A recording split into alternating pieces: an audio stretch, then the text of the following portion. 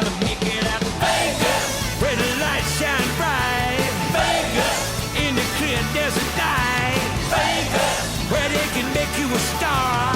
Vegas, at the NFR. NFR Extra is a podcast dedicated to the Wrangler National Finals Rodeo and features icons and personalities that embody the Western lifestyle.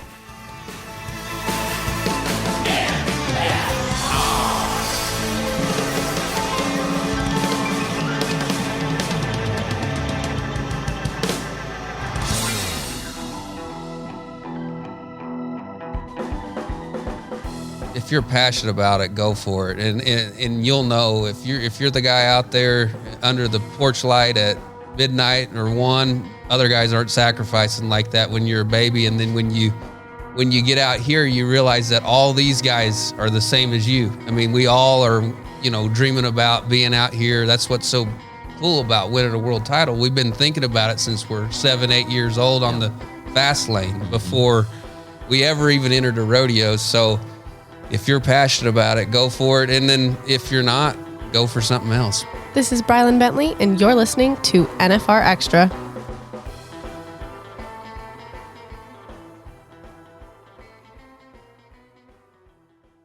Sorry to Mama Ward. We'll try to make sure that it sticks with Andrew. But what's the best nickname you've come up with? Oh, I don't know. I call Junior Noguera Baggins. Baggins. Yeah, because he ropes 2 feet, bags them, and then we've branded that. I think a lot of people are using bagging them now, just from me. But I don't know how we started it. I think he was saying, yeah, I could work at the grocery store and double bag. Sounds like to me you need to start a T-shirt company. Just have all these catchphrases on it. Maybe somebody should. Oh, all right. So let's just take a little history lesson and give us the Andrew Ward story from the beginning, because to me, one of the hardest things you've done is rope with your brother-in-law. I mean, we're going to talk about the World Championship, obviously, but I grew up roping with my dad, and I can tell you the hardest thing to do is rope with someone that you're either tied to or related to, because if things don't go well, it's an awkward car ride. So give us the Andrew Ward story as to how you came to be a professional team roper. Okay. My oldest brother started us in it. He's 12 years older than me, and he started when he was 14, him and my dad. And so I've been around it my whole life, and he got me around the best guys. Brandon got really good at it. And so like Nick Sartain come to the house, Jet Hillman come to the house, Jace Crabb, Kurt Jones was our neighbor. So I got to be around a lot of elite guys in it.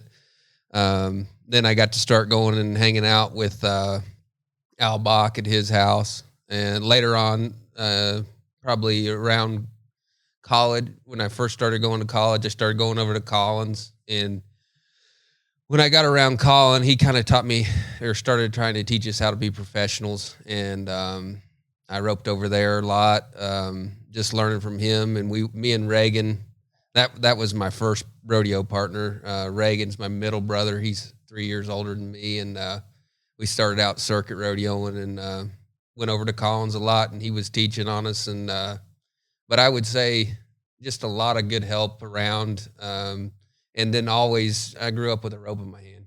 Was there a piece of advice that stuck out to you more than maybe some other tips you were given? Well, I tell you what was big to me is me and Reagan, we worked and circuit rodeoed alongside it.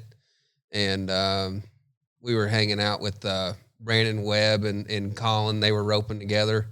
And they were like, you guys will never, you'll never make the NFR if you don't go rodeo. And so we were just like, as we were going off of Jake and Clay's history, they talked about running 100 a day in the practice pen. Well, me and Reagan, we would work at it as hard as anybody, but we had jobs and was making a living, not clearing much. And so we wasn't putting horses together and what it takes to, be out here in rodeo against the best guys in the world. And so when we got to hanging around with them, they were the first guys that were like, look, we think you're good enough, but only way we're going to know is if you guys start going and entering with us. And man, that push is everything for me and Reagan, because I think we could have been just circuit guys. And then obviously it worked out. It catapulted. We had a great winter, me and Reagan. With the first year we decided to rodeo. We won Kissimmee, and that was circuit finals at the time, early in the winter. Had a ton won at Reno, and ended up just a few out. Reagan was probably 16th or 17th that year, and I might have been 18th or 19th. Should have made it, but lack of experience when I got out there.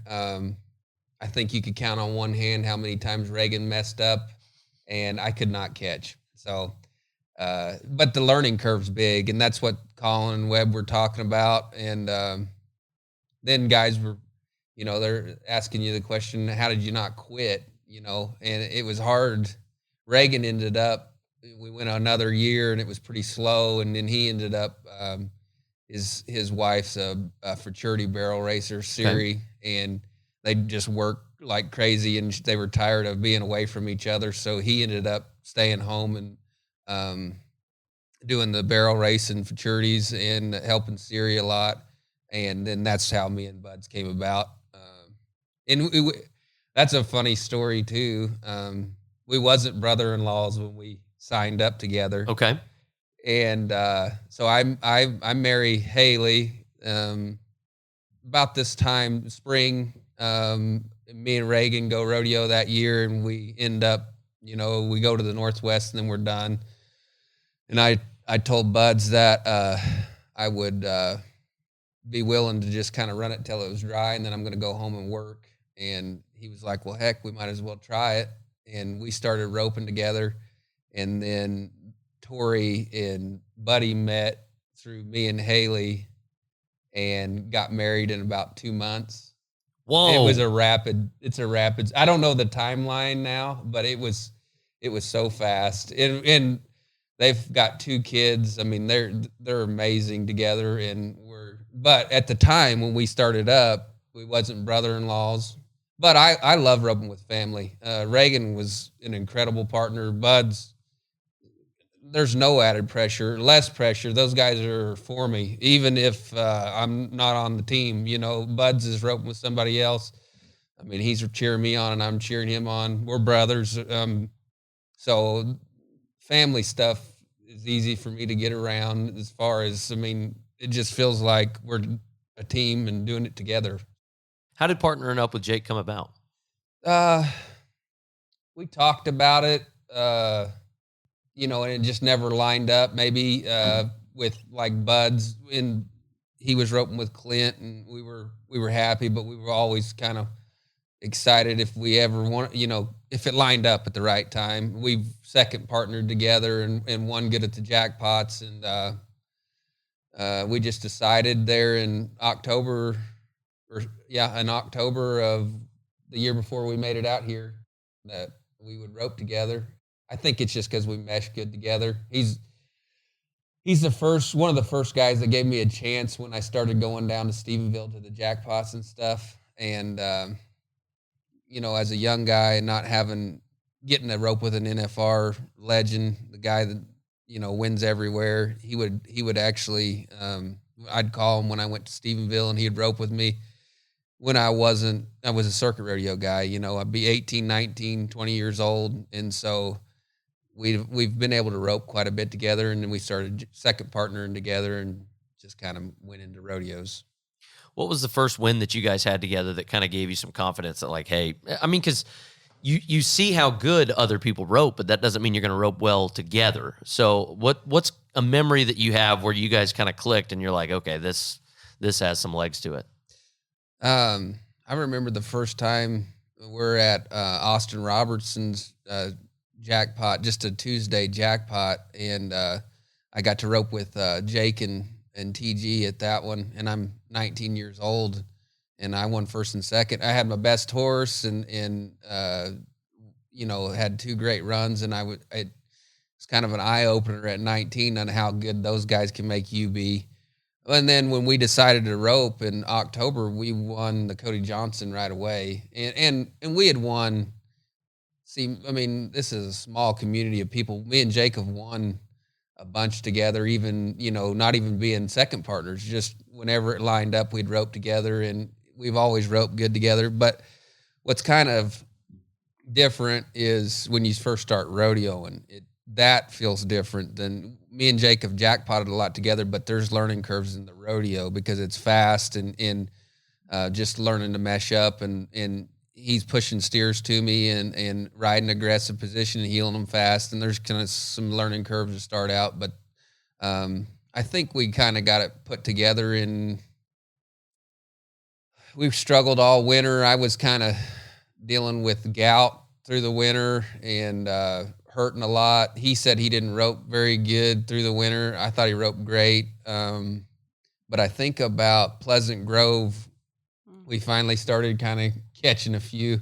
And when you give us a glimpse, when you start getting on a little bit of a heater, then the money starts rolling in. And we got to see how good we'd be together. We started clocking good and catching a lot of steers. That's cool. I mean, because sometimes all it takes is a spark, right? 100%. It's a confidence game.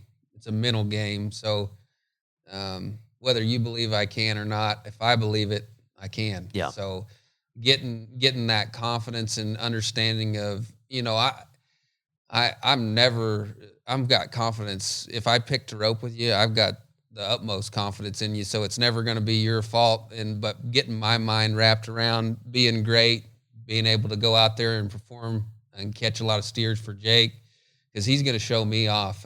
He's a great healer, and it's amazing what a great guy like Jake will do to help your catch percentage, because he's fast.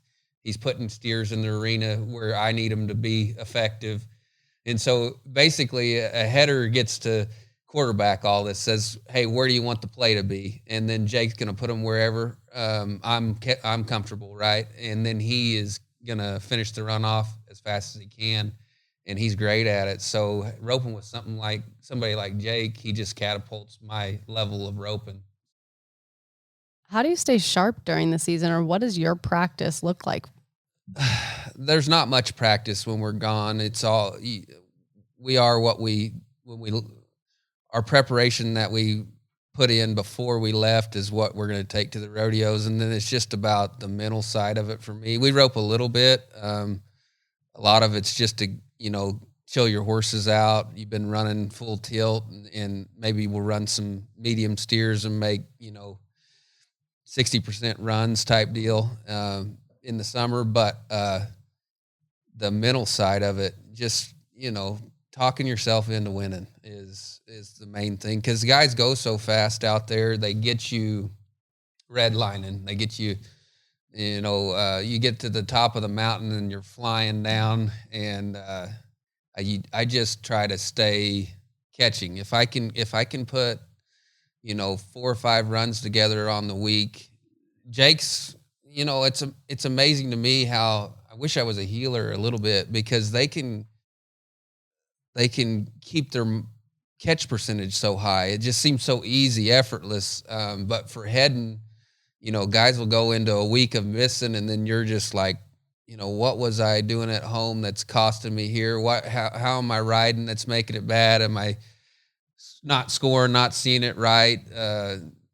So there's so much mental, but as soon as you find that Zen state, it becomes easy again. And so for me, it's just, a lot of positive self-talk, trying to keep myself thinking that I can do this and believe in myself. And it's never hard for me with Jake. I know he's finishing the run. So basically the year's up to me if I can do my job, it feels like. And I think people fall into the trap of always trying to win first and forgetting that a lot of these rodeos pay second. They pay third, and money is what matters. And I see a lot of young guys falling into this trap. You go to a 2-head rodeo and it's like, well, you got a chance. Oh, you got a chance at 3 paychecks. You got 2 rounds. What did I do? 2 rounds and the average. So don't pigeonhole yourself to think that, hey, I need to win both rounds and the average. Like I can still get paid 3 times by making some really, really good runs and just running the steer I have drawn versus trying to do something that's not going to happen. 100%. For me, I don't look at any of the standings. I don't really look at the times when I go up to see what I've drawn, and I'm just trying to make the run that I'm capable of making, because we're liable to be, 3.9 when guys are being 4.5, and we're liable to be 4.5 when everybody's being 3.7. You never know when the run's going to show up. But if you get in that great mindset of, I'm going to hit the barrier, catch the cow, do my job, it ends up, you start making these great runs. And it seems like when we first start out we're fixing to head out in June, and it seems like everybody's just kind of knocking the rust off. And if you don't find that Zen state, everybody else is. It's like we've been out here for a couple weeks, and everybody's gotten used to seeing the start, seeing the steers. They're getting in a groove, and then rodeo's getting tougher, faster. And then they give a lot of checks away still. I mean, it looks so faster than it's ever been, but they've gone to 15 monies at a lot of the one headers. I don't really enjoy the 2 headers. The 2 headers is hard to stack up a ton of money because you've got to do good on both steers. Yeah. And so that's almost more of a press rodeo than even the one header. Because if you're at Cody and you went 5 flat and you win 8, that's still 2,500. You do that at a 2 header, you go, win 6th and 6th and 5th, you're barely winning 2,000. And so the way to stack it up at 2 headers is kind of be aggressive but I just try to keep all that blocked out, even knowing we're fixing to go over to the American. It'll be a 3-second setup, but if I can keep the time out of it, hit the start, rope the cow, do what I'm capable of, it's probably going to end up shaping into some sort of low 4, high 3-second run, and I've won the rodeo doing that. So staying in my own lane is the best thing for me. Other guys are risk and reward type people, and it just hadn't worked for me that way. Who enters for you guys? Jake does all the business and keeps track of the points and where we need to be going. I really do very little other than just turn steers. And I'll drive a lot. I love to drive, but I don't do much planning. All my partners will end up calling me days before we're leaving and be like, hey, we're up here, because I kind of get in my own world at home and not the best businessman maybe, but I just try to stay in my own lane and stay positive, turning steers. And then them guys have always been great at, Buds was great at entering, Colin was great at entering, Jake's great at entering, Reagan was great at entering. So they handled the business for me, and I'll call around and get some trades, try to help out that way, but very little business. I love that for you. Well, but it's an art. I know. Yes. I know multiple rough stock guys that they have someone do it for them. They're like, he's got the book. He does all my entering for me, and he just tells me, hey, this is where you're going. You need to book a flight. Oh, okay. But did you catch that he likes to drive a lot? No. Does he have the music on? Oh, okay. Yeah. So what kind of playlist do you play? That's sad, but I watch a lot of Netflix. Not all much right, that's TV. okay. Yeah. It's not silent. Not much music. No Okay. quiet time though. Oh, I could go completely quiet. Me and Reagan, it was funny because we've lived a ton of life together. We could get in the rig and leave to go to Reno and not say a word, never turn the radio on. We didn't have TV at the time, and so we could. Just think about a guy. We lived in the same house. If we went to work, we went to work together. We did everything. If we're out there running 100, he's right beside me. It got to be where what words need to be said type deal. And then, we get around you guys, we'd be hanging out, talking, social people, but what left is there to say between me and Reagan? And then he's a heavy thinker. I mean, we might listen to some podcasts that we're trying to, grow on, maybe something like that. But then Haley travels with me a lot. We get into some Netflix when me and Jake will watch roping, and I'll turn on X Factor or the Cowboy Channel and watch a lot of roping. and then I like a lot of podcasts, like listening to Rogan and Sean Ryan and I don't know, all the rodeo, Let's Freaking Rodeo. I've been listening to some of them. Yes. Charlie Crawford, X Factor's got a podcast. I'll turn some roping on and listen to a podcast. And I just still can't believe that Stetson and Ryder are just silent. I mean, it doesn't surprise me on the Ryder side, but Stetson just being quiet is such a shell shock. So I'm glad at least you venture out in different avenues of something. It is funny though, because it makes my wife so angry. A conversation between me and my dad that could plan the day lasts about 20 to 30 seconds. If I have to plan my day out with my wife, it's a 10-minute phone conversation because there's a check and a double check.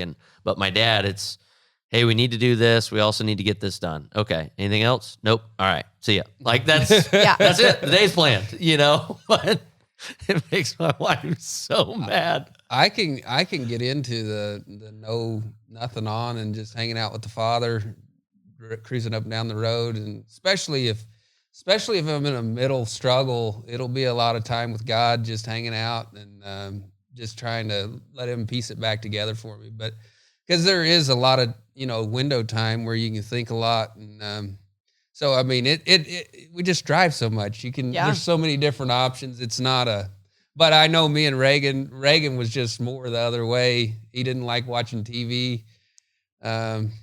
Sometimes when there's 4 guys in the rig, we'd play cards and stuff like that. But if it was just me and Reagan and we don't heads up blackjack or nothing like that. But I mean, I don't know how many hours we go, but it's a lot. But I enjoy driving, and I like seeing the country, and I much rather drive than fly. I don't like flying too much. Let's take a quick pause, and we'll be right back.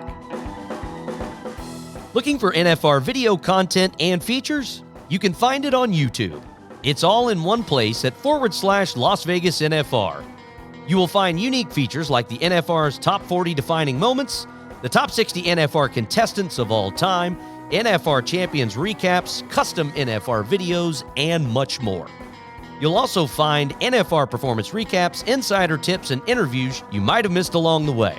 Once you dive in, you'll find a lot more great content. There's something for all rodeo fans. The NFR and Las Vegas, where every moment is legendary.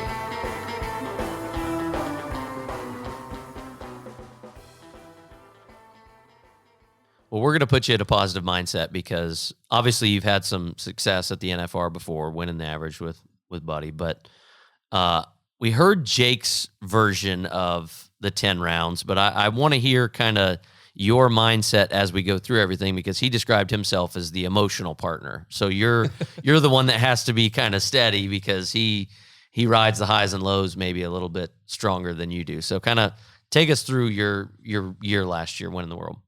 While we're out here? Yeah, while you're in Vegas, yep. We started out on fire. It felt like I haven't really done too good in the first rounds. I haven't really done too good in the first rounds here. Traditionally, I missed the barrier a little too much. I started on my gray horse, Henry, and he's quick through the line. It really felt like it helped this year because steers start out really strong here, and it's all about being close to the start for the team roper. Maybe every event, but team roping for me, in order to fit in the walls and stuff, not putting too much rope out there, it all depends on if I can get going early enough. And you guys would probably be like, well, just go earlier. And you're like, well, I'm trying to go. I mean, it's not, I literally, when I was riding my brown, I'd put my feet on them, ask them to leave as I was nodding. So you're dropping and nodding at the same time. I would put my feet on them and nod because it's a weird environment in there. It's so loud that the horse can't hear the prefert bang. And so they're, they don't have any noise to go off of. So when you're practicing at home, you're getting great starts. And then you get over here on a scoring horse that's a little bigger, not too quick through the line. And then you draw the strongest cow. We've prepared them. We've exercised them. We've fed them to elite athlete in a tiny arena, Yeah. And they run. It feels hard. It feels very hard when you miss the barrier. So anyway, long story short, you just get a great start on the first one, head the cow, Jake dings him out. Boom. I think we're winning. Maybe we win second.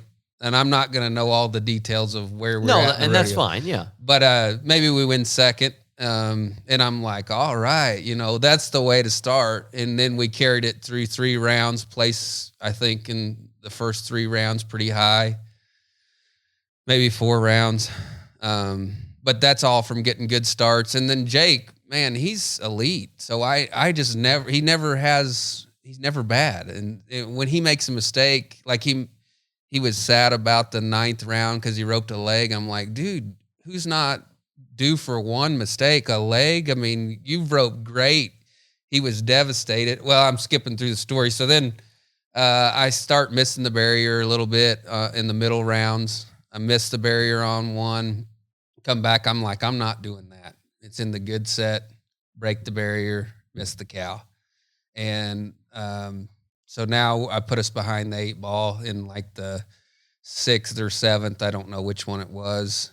Not drawing very good towards the end of the week, and that really comes into play. People don't think that, but man, if the right steers show up at the right time, that's the heater you're wanting to get on. So kind of gotten what we thought was tough steers for us towards the second half of the rodeo. And then I think Jake gets a leg on that 9th round. It was funny. We were out there in the parking lot.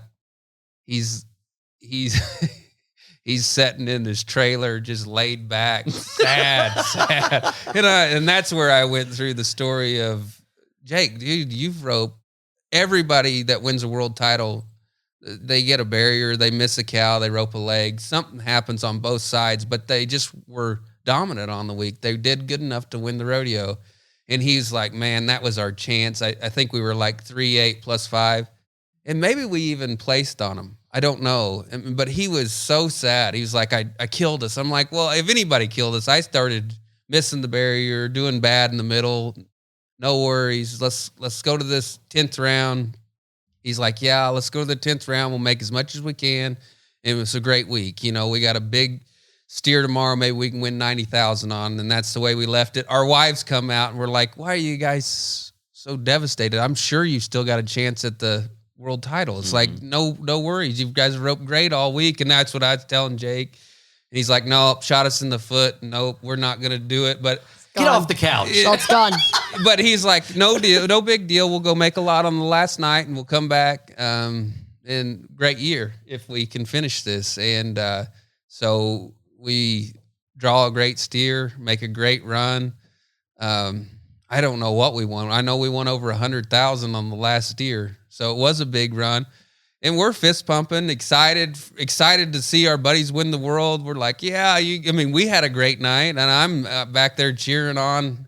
Driggers is after us, and they tied us in the round, and they were fist pumping and excited. We're like, well, they won the world, but we had a great week, so we're pumped for them. And then it was all left up to Colton, I think, on the last night. And we're all, you want to see your buddies do good. You don't want to. We worked too hard at this, and for him to have put himself in that spot, I'm rooting for him to finish it.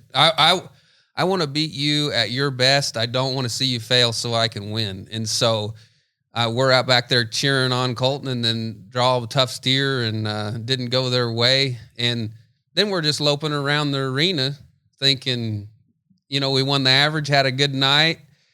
I go to exit after we take the pictures, and I tell you, we were circling the arena, and my dad's up in the stands, thumbs up at me, pumped. That's cool. And that's cool. And he was, but I thought it still could be for the average win, or right. I didn't know we won the world, and I don't know that he did, but he's a numbers guy. He might have known, but he's up there, thumbs up at me, big smile. So then they take our horses. We do the victory lap. They take our horses, and we walk in to take the picture for the average, and I go to exit back, and they're like, oh no, come this way. And then Katie was down there and said, guess what? You're a world champ. You won it by 6,000 or something like that. And I was like, you're kidding. What a deal. What a dream come true. But that was my week out here. A lot of stress. You got a lot of obligations while you're out here.